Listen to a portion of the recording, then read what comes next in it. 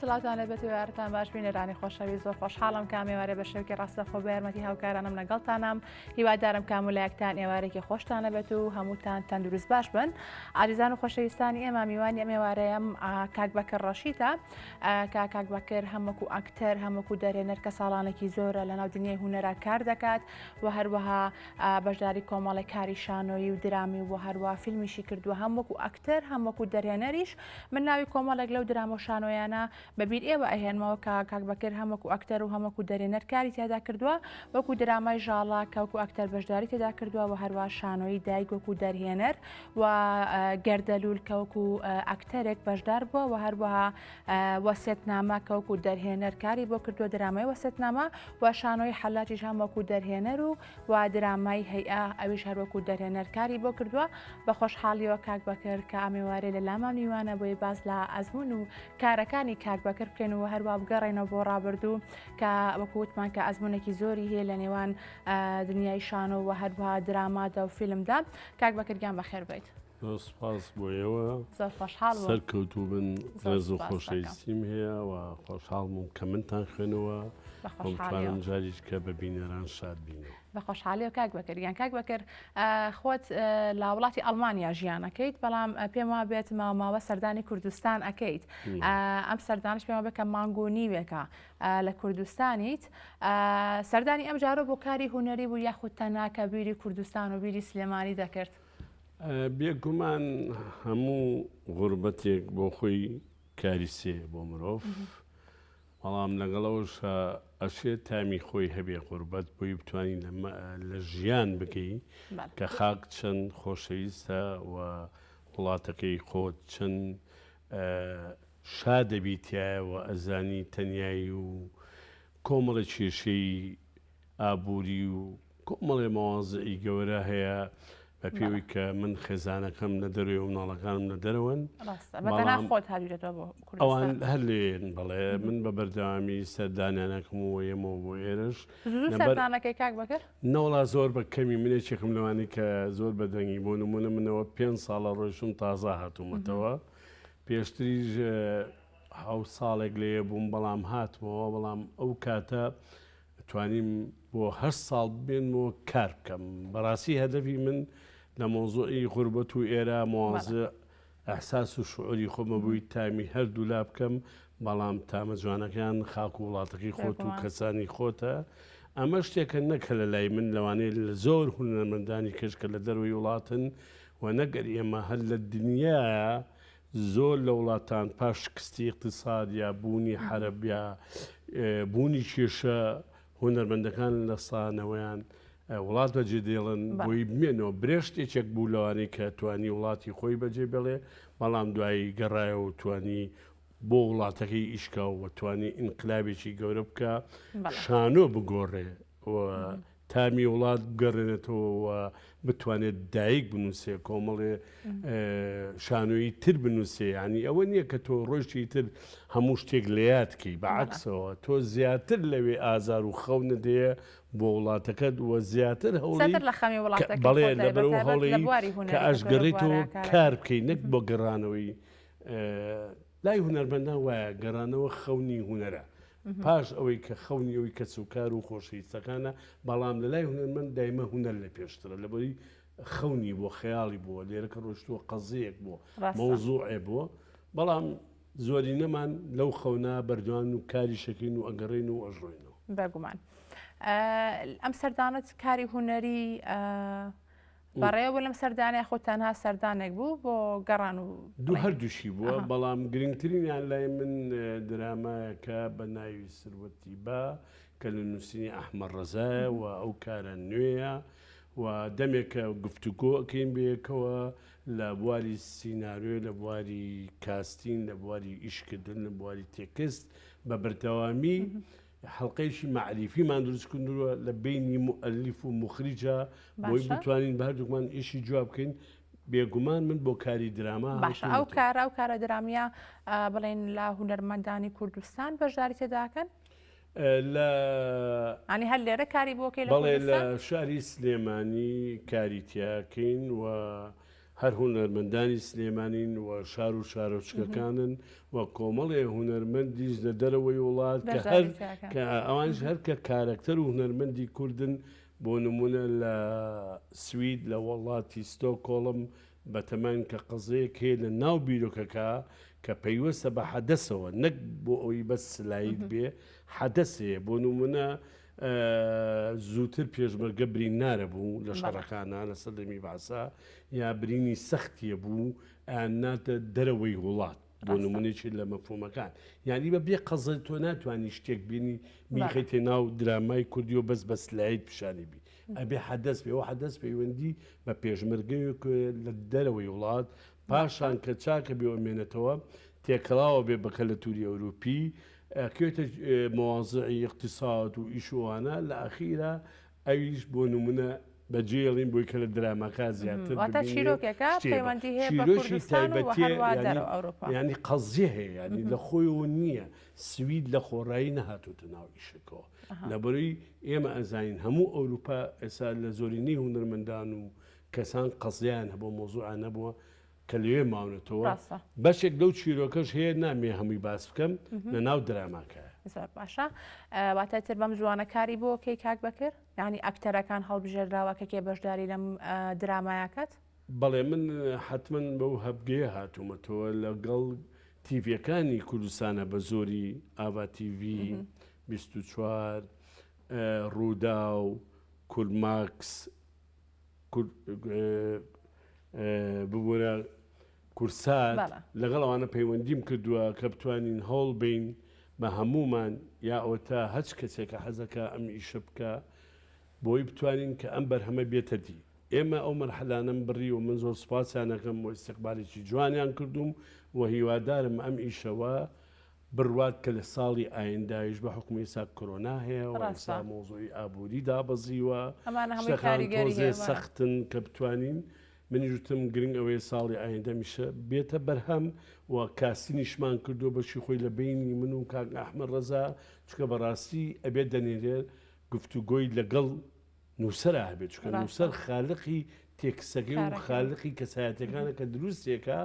پاش ئاڕاگۆڕین و قسەکردن و کارکتەرەکان دیارەکەین و مناقشەیەکەین لە هەموو ڕوویەکەوە کارکتەرەکە کوفەیز وەکو معریفە وەکو کارکتەرێکی بە ئەزمون و کارکتەری گەنجیش هیوادارین جوابی باش باشە بەڵام قرس نییە کاک بەکرد وەکو کاری کاستینگ و هەروەڵ بژاردننی کارکتەرەکان بۆ تۆ بۆ ئەم کارە درامی یاخود تۆ زیاتر چۆنەڵی جەختەکەی تۆ سەرچی کە ئەبێ ئەم شتە لەم کارکتەرە هەبێت ئەنج تۆ بەشداری پێکەی لە کارەکانی خۆتە یا بۆ نمونە هیچ مەرجێک هەیە حتمما تۆ کە کاستینەکەی لەسەر معریفی کەسایەتەکانی ناو دەراماکایەکی بەڵام ئێمە بەعام ئەو ئەکتەرانی کە بە ئەزمونن و ئەو ئەکتەرانەی وەکو فەیس وەکو معریفە وەکو کارکتەری چالاک هەم لە کۆنەکان و هەم لە تازەکان ببخشن یان کاڵین کۆنەکان بە ئەزمونەکان و لە گەنجەکان ئەویش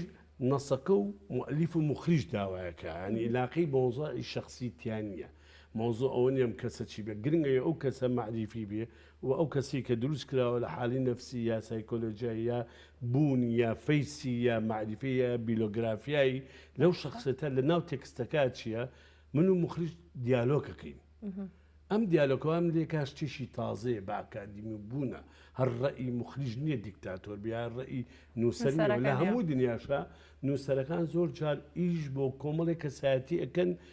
ئەڵێ فلان کەس ئەبی ئەو دەورە ببینێ لەبەرەوەی بۆ ئەوی نووسیوە بەڵام ئێستا ئەم ئیشەی ئێمە بەڕاستی فراوانەوە 100 حەڵقە زیاترە ئەمە بەڕاستی ئەزمێکی زۆریشتیا بەشداریەکە بەتەچید لە هەم لە هونەرمەندانی کوردستان و شار و شارۆچەکان و هەم لە ئەکتەرەکانی ئەوروپاش کە ئەوان هەر کوردن بەشدارە بن کارێکی ئاسان نییە نیە ئیشە بەلانیکەمەوە 2 ساڵەکانێ هەر کارکردنی هەمووکو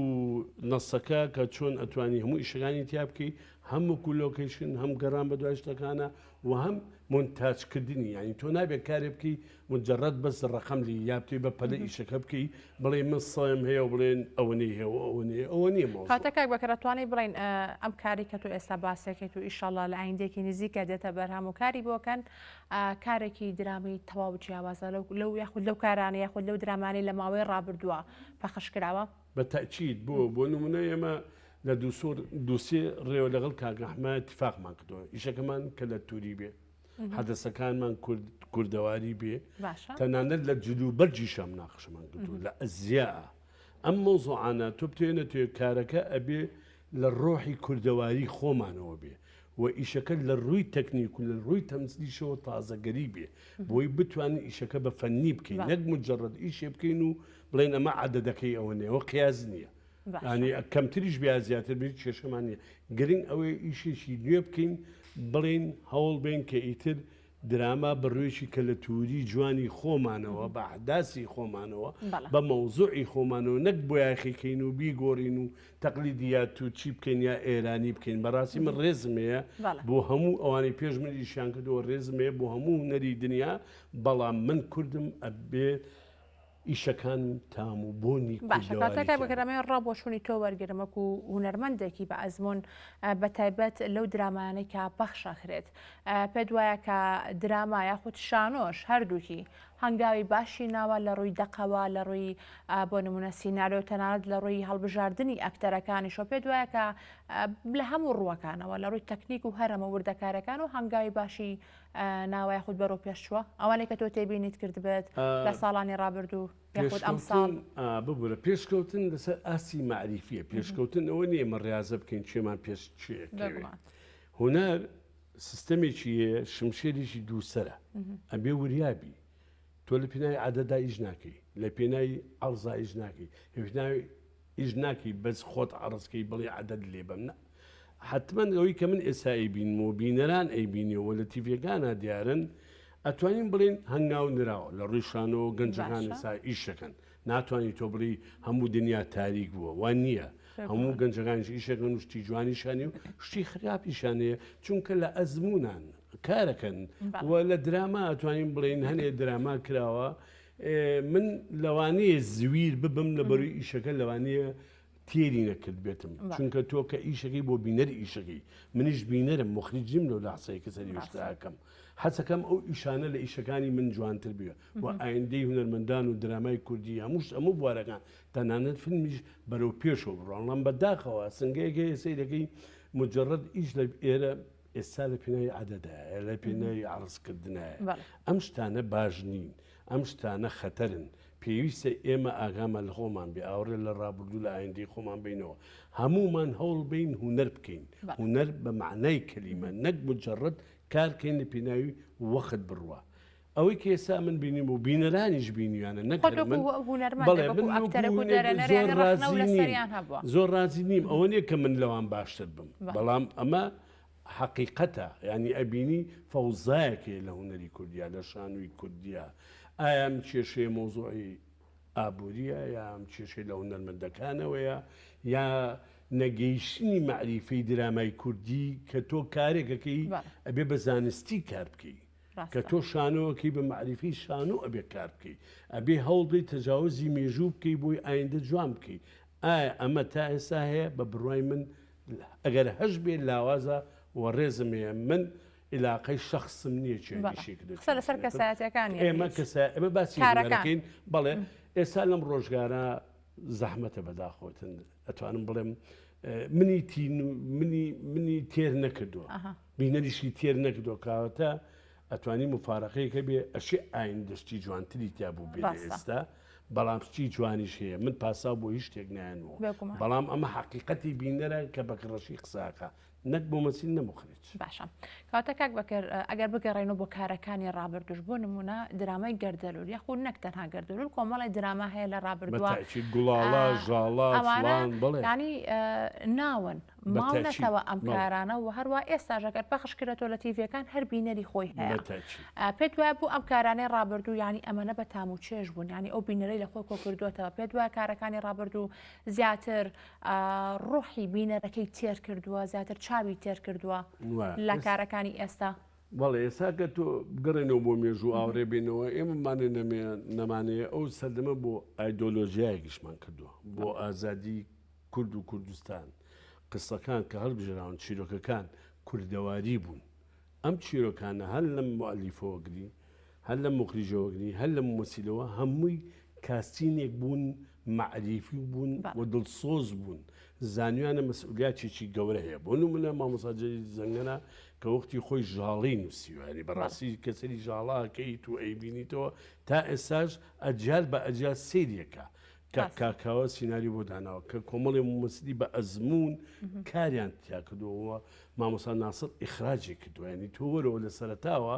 اختیار معریفی بووە ئیشەکە بۆ کورد بووە بۆ قەزیە بوو مەهمایەکون ئەشێ لەو سەردەما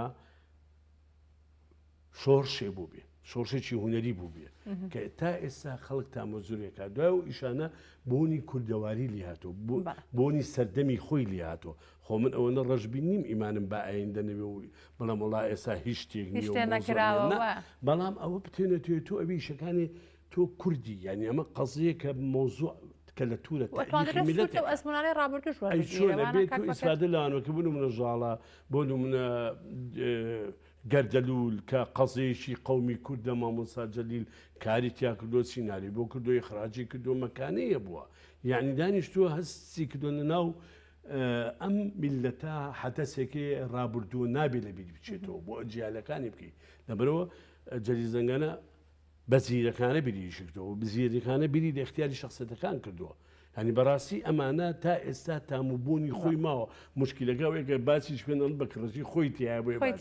بەڵام ئەمە حقیقەتی بینەرە من نییە ینی من نییە و ئیشی جوان کراوە ئێستا بۆ نمونە گوڵاڵە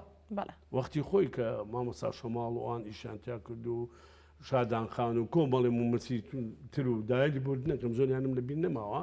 بەڵام کار بووە گوڵاڵە کار بوو لە وەختی خۆیان شۆڕشی بۆ عینەشت بەرامبەر بە ژاڵە وەستاوەتەوە درامای ژاڵە و ئیشی کەشکراوە ئێمە تەنانەت ئیشی تەلەڤیزیۆنیمانەیە شانۆ نەقڵ کراوە بۆ تیڤەکان لە تیڤی کەرکک و وەختی خۆی عڕز کراوە شانووی جوان بوون کاری جوان بوون ئەوانە ماونەتەوەی کە ئێساژەکرێ تۆ نابێ زەربی سفری خۆی بوونی باشترە لە نەبوونی بەڵام ئەبێ کە تۆ بیر ئەەکەیتەوە اختیارەکەی معریفی اختیارکەی تۆ ناتوانانی خۆت و زمان و کە لە تورت و لە نەسێکارە درامایەکە بکوژی چونکە ناگاتە خەڵک کاک بەکەر کاتی پرۆگرامەکەم ئەوەم نەماوە وە قسە باسەکانی زۆر پرسیارم ئامادەیە بەڵام ئەمە و پرسیارە بکەم بەدەر لە ئەو کارە درامایی کە باسمان کرد کە لێستا بۆ نمونە سەرقاڵی ئامادەکاری بووی پێما بێ کارێکی شانۆی نوێش هەیە بەڵێ من وابەتەوە بووم ژمارە 6 چیخۆف بکەم کە لە وەرجێنانی لەلایەن هونەرمەندی خۆشەویست و شاعری خۆشەویست بڵاوقەراقیە کردوێتی بە شانۆ ئەو کارەویستمان من ئێستا هەستەکەم وڵاتەکەم لە ژمارە 6 هاژی چکە بەڕاستی کۆرۆنا سەیتەرەی کردو بواری ئابووری سەیتەری کردۆ بەسەر ژیانی ئێمە هەموو شەکان داڕووخاوە هەستەکەی لە خستەخانەیە کاژی هەموو ژیانت کە ئابەتە پێویست بە عیلاجەیە اینجا ئیشەکەش خۆی بە معریفی باز لە ژیانی کەسایەتێکە کە چۆن لە بینی دکتۆرێکا سێڕایەکی نەفسی هەیە لە بینی ژیان و ئێستا کارێکە ئەتوانم بڵێم چیخۆف زۆر زیرەکانە نووسیەتی ئەو کارە ویسمان لەگەڵ بەڕێوەتی شانوە بەشی شانووی وا پیاڵەن ئەمڕۆ بەداخەوە هەرە وایە بەڕێوەتی وایە بەڵام استقلال کراوە لە هەموو شێک و بچووچیان کردوەوە لە وڵاتەکەی ئێمە لە جیاتی شت گەورەکەین جوانیکەین بچووچێکینەوە بەڕاستی شانۆ مەدرسەیەکی گەورەیە پێویستە حرمەت و مەکانەی خۆی هەبێ بەڵام ئێساوکو جاران نەماوە بەداخەوە ویسان بە هاوبەشی ئەوان ئەو کارە بکەین بەڵام بەداخەوە کۆرۆنا و مۆزۆی ئابووری و مۆزۆی وەزیری ڕۆشنبیری و چوومە لای و قسەم لەگەڵا کردۆمانە وتیان داوای لێبوردنەکەین هیوادارین ئیشەڵا ئەگەر پارە بوو بۆ ساڵی ئایندەنجا ئەگەرەش نازانی کێبی یاکەی ئیشەڵڵا دەرفەتی ژەبەت و هەروە کارەکرێت بۆ کارەشانێک و خۆت باسیکە کە ڕنگدانەوەی ژیانی ئێستا و هەروە واقعی ئێستا بێگومانە و کارانە پێویستن بۆ کۆمەڵگا بۆ خەڵک بە شێوەیەکی گشتی. کاک بەکرد بەدەر لەو کارانەی کە لە کوردستان کردو تا خۆت لا دەرەوەی وڵاتیش بۆ نمونە بەشداری کۆمەڵی کارت کردووە لە فستیڤالەکانە بەشداریت کردووە کۆمەڵی کاری شانۆیشە لەوێ کردووە بەرهەم هێناوە لەوێ کارەکان چۆن ئەڕوا کاک بەکرد؟ لە وڵاتی خۆتان نرخی هەموو شتێکەیە بۆ جوانی هەموو شتێکی تایە بەڵام کە ئەچیت دەروی وڵات جوانتر هەیە بەڵام تۆ ناگەیتەوە ئاستە لەبەرەوەی هونەرمەندانی کول لە دەروارێکە لە جوغرافیەکە هاشی دوایەوە کۆبوونەوەمان ئاسان نییە بژێوی ژیان زۆر قورسە ڕاستە کۆمەڵی هونەرمەند کارەکەن لە دەروی وڵات بڕوا بکە تا ئێستا لەسەر جوودی خۆیانە لەسەر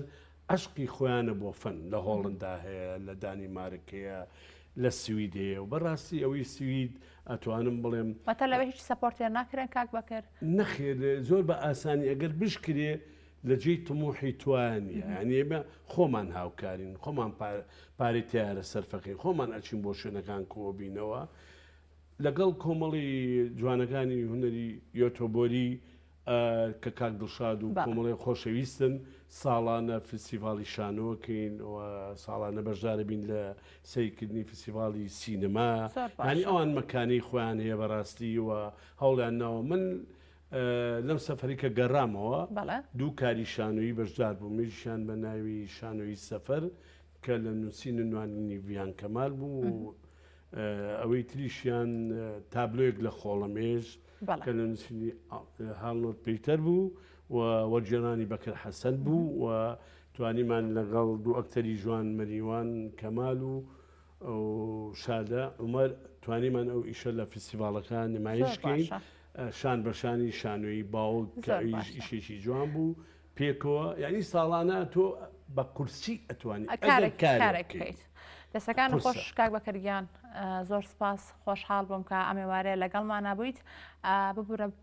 دەرفەتی پرۆگرامەکە هەرەونە بوو ئەگینا پرسیاریکە گفتوگۆیکە زۆر هەبوو هەروە کاتی زۆرتر ویست دووبارە سپاس بۆ تۆ هیوادارم کە سەفەر و سەفەرێکی زۆر خۆش بێت و هەروە بە ساخ و سەلامەتیش بگەڕێیتەوە ئەزیزی منی سپاسی پشتی کامێراکەم و دەرهێنەر و بەڕێزیش و هەروەها گەلی کوردستان کە من وەختی خۆی لێرە کارمەند بووم ساڵانی زوو یعنی یادەوەریشی خۆشی بۆی نامەوە منیش سپاسی هەمووتانەکە زۆر خۆشحاڵ بین دووبارە بەخێر بەی سەر چاوانمان بەڵێ بینەرانی خۆشەویست بۆ کۆتایی پرۆگرام ئەچینە لای راپۆرتێک کە لە مەراسیمێکدا و لە ئێوارە کۆڕێکدا دووهەمین بەرهەمی شاعیر فاتح سەلام واژۆی لەسەر کراوە بڵاو کرایەوە بەم راپۆرتە کۆتایی بە پرۆگرامی ئێواری ئەمڕۆ هێنم هیوادارم کە تاوای پرۆگرامەکە بەدڵی هەموو لایەکتان بێت دووبارە بە هیوای تەندروستێکی باش بۆ گشت لایەکتان خواتان لەگەڵ.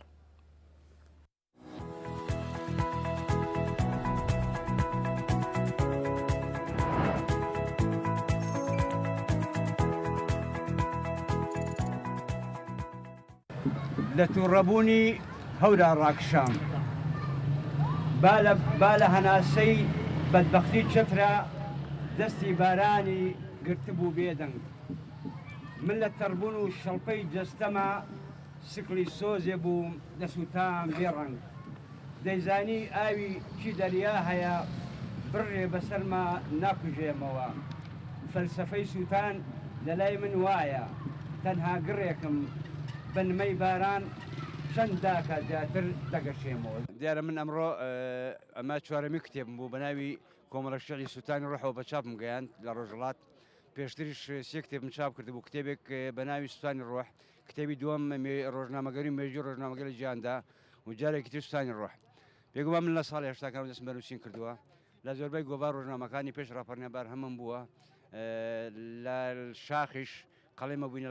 لەگەڵ کۆمەڵی برادرە بەرهەمی خۆمان بڵاو کردێتەوە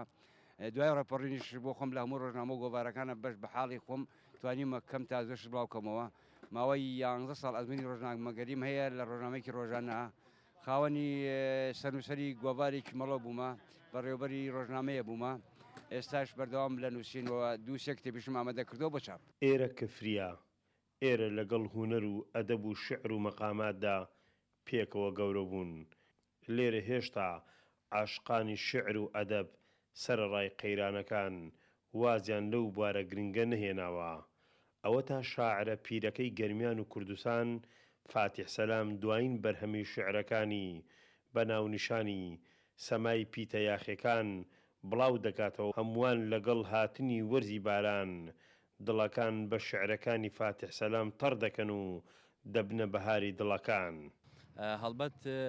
کۆڕگرتن یاخود چالاکە ڕۆشنبیرەکان یەکێکە لە پایە هەرە زیندوەکانی کۆمەلگای مەدەنی بەداخەوە لە ئێستا ئەم سیستەیەکی گەورە ڕوبەڕووی نەک تەنها شاری کفری تەواوی شارەکانی کورسان بووەتەوە هۆکار زۆرن یەک لەو هۆکارانە ئەکرێ بڵین وەزارەتی ڕۆشنبیری پشکی ڕخنەی بەرەکەوێت لە بەرەوەی ناتوانێت ئەرکەکانی خۆی بە تەواوەتی هەڵسوڕێنێت لەوەی کە بایەخێکی باش بە سیستەماتیک بایەخ بە کۆڕگرتن و کۆڕ و چالاکی ئەدەبیەکان بدا یان چالاکی هونەرەکان. کتێب خۆشبەختانە کتێب هاوڕێیەکی هەرە دڵسۆزی مرۆڤە کتێب ئەتوانێت مرۆڤ شار کاتەوە مرۆڤ لە خەوی خەفڵەت بە ئاگا بێنێتەوە بۆیە ئەم کۆڕانە کارێکی گرنگە هیوادارم لەمە دووە ئەمە یەکەم کۆڕ و دوا کۆڕ نەبێ و پێشتر لە کفریا کۆڕ ئەکرا بەڵام لە ئێستا سیستەیەکی زۆر گەورە ڕوبەڕووی نەک تەنها کفری وەکو باسم کرد بەرباسمدا تەواوی شارەکانی دی بووەتەوە و هیوادارم ئەو بەسەڵەکە بشکێت. کفری کە خاوەن مێژوێکی زۆر کۆن و دێرینە لە ئەدەب و هونەر و شعرشدا خاوەن چەندین نووسەر و شاعری گەورە و بەتوانایە ئێستا سەرەڕای قەیرانەکانیش هێشتا کۆڕی مجلس و شعر و ئەدەب و هونەر گەرمە و هاوڕیانی خوێندن نایەنەوێت لەگەڵ شعر و کتێبدا دوور بکەونەوە. بەڵێ هەڵبەتە کە باسی شاری کفریەکەین شارێک بووە بنیادێکی سەقافی زۆر گەورەی هەبووە سەرچاوی مەقامات بووە شیعری نوێی کوردی لێرە نوێ بێتەوە ئەمەش لە خۆڕا نەبووە ئەمە بەرهەمی ڕنج و تێکۆشانی ڕۆشنبیرانەی خەڵکی ئەم شارە بووە شاری کفری خۆی هەر ماستەر پلانەکەشی ماستەر پلانێکی ڕۆشنبیری شوێنەواریە بۆیە پێویستەکە لەم لایەنەوە حکوومەتی هەرێمی کوردستان ڕێکخراوە نێونەتەوەکان ئەوانەی کە خێری ئەم شارەیانەیە پێویستە لەلایەنی وشیاری لەلایەنی سەقافیەوە کە ئینسان سەقافەت و وشیاری و فکر و عەقڵ بەشێکە لە پاڵنەری ئینسان ئەگەر ئێمە توانیمان ئەمە ببینە سەر ڕێگە ڕاستەکەی ئەوە ئینسان بە کۆی پێکاتە کۆمەڵایەتەکانیشەوە بە کۆی بوونیەوە بەکار و کەسابەتیشەوە بەرەو هەنگاوی ڕاستەنگاوە نیە بۆیە ئێوە پێویستەکە ئەمەی ئەمڕۆ بینیمان دووبارە کەڵکی لێوەرگرینەوە بۆ ژیانی کۆمەڵایەتیشمان. نووسەران و ڕۆژنامەنووسان و هونەر دۆستان ئەم جۆرە کۆڕانە بە گرنگ دەزانن بۆ زاخاوی مێشک و ئاسوودەبوونی ناخی مرۆڤ و دوورکەوتنەوە لە جەنجاڵی ژیان. من خۆشحاڵم کە ئەمڕۆ ئەبینم خەڵکانێک بە تامەزرەوە ڕوو لەم کۆڕانە ڕوو لەوە ئەکەن کە بە دوای وێڵن بە دوای ئەوەی کە شعر خوێندنەوە بە دوای کتێب خوێندنەوەیە ئەگەڕێن بە تایبەتی لە شارێکی وەکو کفریا کە خۆی هەمیشە بە شارێکی پێشەنگی ڕۆشنبیری خوێندنەوە شارێک هەمیشە بە شاری وەزیران ڕۆشنبیران ناوبانگی کردووە ئێستا ئەبینم کە ئەمڕۆ پیاوێک کە تەمەنێکی هەیە هەستاوە بە چاپکردنی کتێبێک بە دڵخۆشیەوە کاتیا بینم لە کاتێکە کە خۆی هەمیشە ئەوترێ کتێب ئەمە بووەتە خۆراکی مێشک هەمیشە ئێمە کاتێک پەنا بۆ کتێب خوێندنەوە ئەبین ئەوەتانێ ئارامیەکمان پێبەخشێ هەستێکی ترمان ئەبێ بەڵام ئەمڕۆ ئێمە هیوادارین هەموو کاتێک ڕێکخراوەکان دەسەڵات وەزارەتی ڕۆشنبیری بە تایبەت گرنگێکی تایبەت بەم کۆڕانە بات بەم کۆڕە شاریانە بە ئەدەب بە نووسین بە لایەک لە نووسەران و ڕۆشنبیران بکاتەوە بە تایبەت نووسەر و شاعیر و نووسەرانی ئەم شارە کە هەمیشە پێشەنگ بوونە لە خزمەتکردنی ئەدەبدا. فاتح سەلام کە زیاتر لە 40 ساڵە لە بواری ئەدەب و هونەر و ڕۆژنامەگەریە کار دەکات خاوەن چەندین بەرهەمی شعری و ئەدەب و لێکۆڵینەوەیە لە زۆربەی فستیڤاڵ و کارە هونەرەکانی عێراق و کوردستان و ناوچەکە بەشداری کردووە. ئامادەبوونی ژمارەیەکی زۆری دۆستانی شعر و ئەدەب و هونەر لەم قۆناغە سەختەی ژیاندا مانایەکی گەورەیە لەوەی کفری خاوەن ئەدەب و هونەری ڕەسەنی کوردیە. حەیدەر ئەحمەد کەناڵی گەلی کوردستان کفری.